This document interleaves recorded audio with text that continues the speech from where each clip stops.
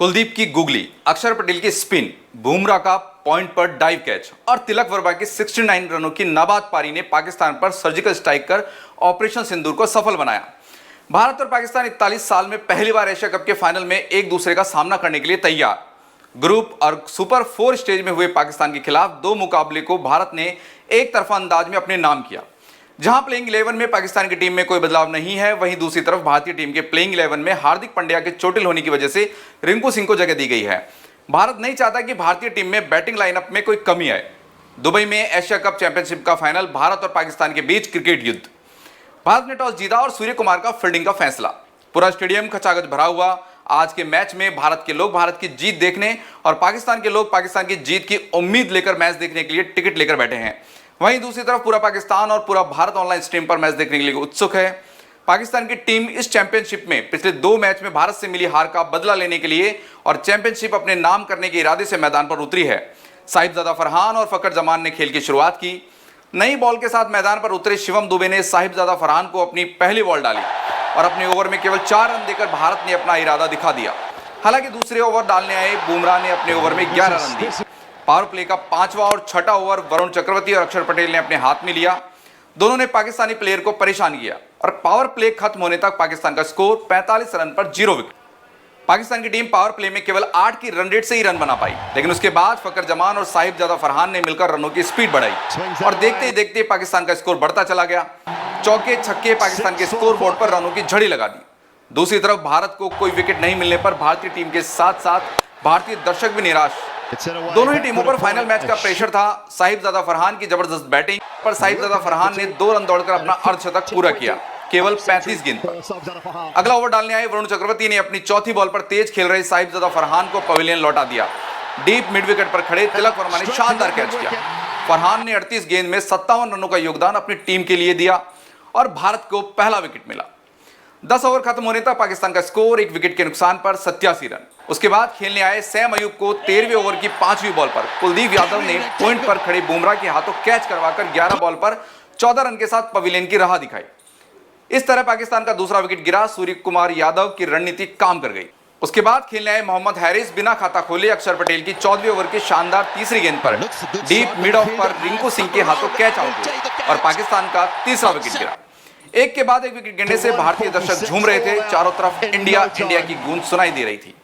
एक छोर से पाकिस्तान के विकेट लगातार गिरते जा रहे थे और दूसरी तरफ फकर जमान जमे हुए थे जो भारत के लिए एक परेशानी का काम कर सकते थे। लेकिन 15वें ओवर डालने आए वरुण चक्रवर्ती ने अपनी शानदार बॉल पर फकर जमान को बैकवर्ड पॉइंट पर खड़े कुलदीप यादव के हाथों कैच आउट करवा दिया और फकर जमान 35 बॉल पर 46 रन बनाकर पवेलियन लौटे। इस तरह तेज पारी का अंत हुआ और पाकिस्तान का चौथा विकेट गिरा और उसके तुरंत बाद खेलने आए हुसैन तलत अगले ही ओवर में 2 बॉलों पर 1 रन बनाकर अक्षर पटेल की शानदार बॉल का शिकार हुए। संजू सैमसन के हाथों में कैच थमाकर पवेलियन लौट गए। पाकिस्तानी दर्शकों का चेहरा मुरझा गया। लग रहा था जैसे पाकिस्तान ने अभी से ही हार मान ली हो। 16वें ओवर खत्म होने तक पाकिस्तान का स्कोर 5 विकेट के नुकसान पर 133 रन। उसके बाद तो जैसे भारतीय खिलाड़ियों ने पाकिस्तान के रनों पर लगाम लगा दी। 17वें ओवर में कुलदीप की पहली बॉल पर कप्तान सलमान अली आगा 7 बॉलों पर 8 रन बनाकर संजू सैमसन के हाथों शानदार कैच आउट हुए और उसके बाद खेलने आए शाहिद अफरीदी को कुलदीप सिंह की बॉल पर एम्पायर ने LBW आउट दे दिया। पाकिस्तान ने रिव्यू लिया और शाहिद अफरीदी बाल बाल बच गए, लेकिन पूरा दबाव पाकिस्तानी टीम पर आ गया। कुलदीप सिंह की तीसरी बॉल पर शाहिद अफरीदी को दोबारा LBW आउट की अपील हुई, लेकिन एम्पायर ने कोई फैसला नहीं दिया। इसके चलते भारत ने रिव्यू लिया और रिव्यू के बाद जो शाहिद अफरीदी पिछली बॉल पर बाल बाल बचे थे, पाकिस्तान की दुआ भी उनको आउट होने से नहीं बचा सकी और शाहीन अफरीदी 3 बॉलों पर 0 रन बनाकर पवेलियन लौट गए। इस समय पाकिस्तान का स्कोर 7 विकेट के नुकसान पर 134 रन। इस मैच को देखकर लग रहा था जैसे कुछ घंटे बाद हिंदुस्तान में दिवाली से पहले एक बड़ी दिवाली मनाई जाएगी। दूसरी तरफ पाकिस्तान की हालत बदतर से बदतर होती जा रही थी। ऐसा लग रहा था जैसे पाकिस्तान की टीम आज प्रैक्टिस करके मैदान पर नहीं उतरी। उसके बाद कुलदीप सिंह ने अपने ओवर की अंतिम बॉल पर एक और चमत्कार कर दिखाया। फहीम अशरफ ने 2 बॉल खेलकर 0 रन पर मिड ऑन पर खड़े तिलक वर्मा के हाथों कैच आउट हुए। इसके बाद नवाज और रऊफ की जोड़ी टीम की इज्जत बचाने के लिए मैदान पर डटी रही और जसप्रीत बुमराह ने अपने ओवर की 5वीं बॉल पर रऊफ को बोल्ड कर दिया। 6 रन बनाकर रऊफ पवेलियन लौट गए। आज भारत ने पाकिस्तान टीम की हालत पिछले 2 मैचों से ज्यादा खराब कर दी। भारतीय टीम ने पाकिस्तानी खिलाड़ियों की धुलाई कर दी है और सिर्फ धुलाई नहीं की, बुरी तरह निचोड़ दिया है। उसके बाद अंतिम ओवर डालने आए बुमराह की पहली बॉल पर एम नवाज ने जोरदार शॉट मारकर रिंकू सिंह को कैच थमा दिया और 6 रन बनाकर आउट हुए। पाकिस्तान की पूरी टीम 146 रन पर सिमट गई। भारत को जीत के लिए 20 ओवर में 147 रनों का लक्ष्य मिला। उसके बाद पाकिस्तान के 147 रनों के लक्ष्य का पीछा करने उतरी भारतीय टीम अभिषेक शर्मा और शुभमन गिल की पंजाबी जोड़ी। लोगों को इंतजार शाहीन अफरीदी की पहली गेंद पर अभिषेक शर्मा क्या करेंगे, और पहली बॉल मिस हो गई। दूसरी गेंद पर अभिषेक शर्मा ने शानदार चौका जड़ा।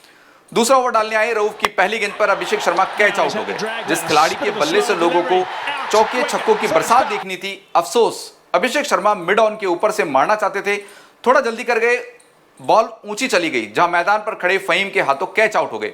मात्र 5 रन ही बना पाए।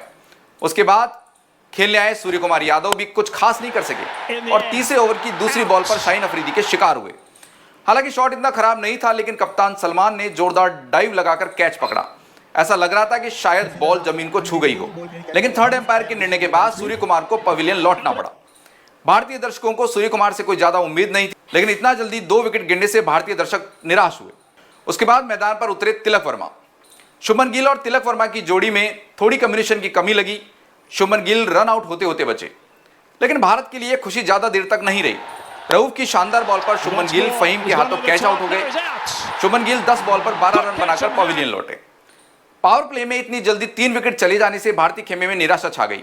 पाकिस्तानी दर्शक भी जिस उम्मीद से आए थे, उन्हें लग रहा था कि उम्मीद अब सच होने जा रही है, और भारतीय दर्शक जिस विश्वास के साथ स्टेडियम में पहुंचे थे, लग रहा था हमें निराश होकर नहीं लौटना पड़े। उसके बाद संजू सैमसन और तिलक वर्मा ने पारी को संभाला। दोनों ने मिलकर 57 रन की शानदार साझेदारी की और भारतीय स्कोर बोर्ड को आगे बढ़ाया। फिर ओवर की पहली बॉल डालने आए अबरार ने संजू सैमसन को मिड ऑन पर फरहान के हाथों कैच आउट करवा दिया। संजू सैमसन 21 गेंद पर 24 रन बनाकर पवेलियन लौट गए। 14वें ओवर की अंतिम बॉल पर तिलक वर्मा रन आउट होते होते बचे। संजू सैमसन के बाद खेलने आए शिवम दुबे। भारतीय दर्शकों को शिवम दुबे और तिलक वर्मा से ही सारी उम्मीद थी, और जिस तरह से दोनों खिलाड़ी खेल रहे थे, लग रहा था कि दर्शकों की उम्मीद को नहीं तोड़ेंगे। तिलक वर्मा ने 41 गेंद में शानदार अर्धशतक पूरा किया। अब भारत को जीत के लिए 18 बॉल पर 30 रनों की आवश्यकता थी, यानी 10 रन प्रति ओवर। ओवर डालने आई रऊफ का ओवर सही जा रहा था, लेकिन अंतिम बॉल पर दुबे ने छक्का जड़ दिया। उसके बाद 12 बॉलों पर जीत के लिए 17 रन चाहिए थे। दोनों खिलाड़ियों की आंखें बॉल पर गड़ गई थी। लग रहा था अब जीत ज्यादा दूर नहीं।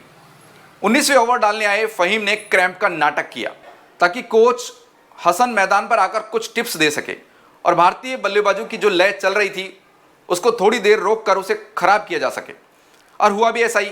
मैदान पर कोच माइक हसन अपने खिलाड़ियों को टिप्स दे गए। फहीम का नाटक खत्म हुआ और मैच चालू। शुरुआत की 3 बॉल पर 3 सिंगल। फहीम की चौथी बॉल को शिवम दुबे ने बाउंड्री पर भेज दिया। फहीम की अंतिम बॉल पर दुबे ने छक्का मारने की कोशिश की, लेकिन बॉल बाउंड्री पर खड़े शाहीन के हाथों में। दुबे के शानदार 22 बॉलों पर 33 रनों ने भारत को जीत के करीब लाकर खड़ा कर दिया। उसके बाद खेलने आए रिंकू सिंह। अंतिम ओवर में भारत को जीत के लिए 6 बॉलों में 10 रनों की आवश्यकता। अंतिम ओवर डालने आए रऊफ। स्ट्राइक पर मौजूद थे तिलक वर्मा। रऊफ की पहली गेंद पर 2 रन लिए और दूसरी बॉल पर शानदार छक्का जड़ दिया। उसके बाद तो जैसे जीत पक्की हो गई। पाकिस्तान की पूरी टीम और दर्शक समझ गए थे कि भारत ने जीत अपनी झोली में डाल दी है। अगली गेंद पर तिलक वर्मा ने सिंगल लिया और स्ट्राइक पर रिंकू सिंह पहुंच गए। अब जीत के लिए 3 बॉल पर केवल 1 रन चाहिए था। रिंकू सिंह ने बॉल को सीधे बाउंड्री पर भेज दिया और भारत ने 5 विकेट से जीत हासिल कर ली। और इस तरह भारत ने खेल के मैदान पर भी सर्जिकल स्ट्राइक किया। केवल भारतीय टीम ही नहीं, पूरे देश में आधी रात को दिवाली का जश्न मनाया गया।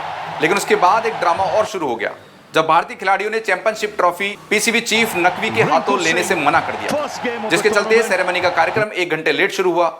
भारतीय खिलाड़ियों ने अपने अंदाज में ट्रॉफी पकड़े हुए गेस्चर बनाकर सेलिब्रेशन किया, लेकिन अपनी बात पर अड़िग भारतीय टीम ने पाकिस्तान नकवी से चैंपियनशिप ट्रॉफी नहीं ली। कप्तान सूर्य कुमार यादव ने कहा, जब मैं क्रिकेट खेल रहा हूं तब से पहली बार देखा है कि चैंपियन टीम को ट्रॉफी नहीं दी गई। हमने बहुत मेहनत करके टूर्नामेंट जीता है। खैर कोई बात नहीं, भारतीय ड्रेसिंग रूम में अपने सभी खिलाड़ियों और सपोर्ट स्टाफ के साथ होना ही मेरे लिए ट्रॉफी है। भारतीय टीम ने पहले ही फैसला कर दिया था कि पाकिस्तान क्रिकेट बोर्ड के किसी अधिकारी से ट्रॉफी नहीं लेंगे। पीसीबी चीफ ही एशियाई क्रिकेट काउंसिल के अध्यक्ष है, लिहाजा हमारे खिलाड़ियों ने उनसे ट्रॉफी मेडल स्वीकार नहीं किया। इसका मतलब यह नहीं है कि नकवी भारत की ट्रॉफी या मेडल पाकिस्तान ले जाने के हकदार हो जाएंगे। नवंबर में आईसीसी की कॉन्फ्रेंस है, हम वहां नकवी की हरकत पर कड़ी आपत्ति जताएंगे। उम्मीद है कि हमारी ट्रॉफी हमें जल्द मिल जाएगी। आप सभी को इस जीत की बहुत बहुत बधाई। हमारी रिपोर्टिंग आपको कैसी लगी कमेंट्स बॉक्स में बताइएगा। फिर दोबारा लौटेंगे बिंदास अपडेट में, तब तक के लिए नमस्ते।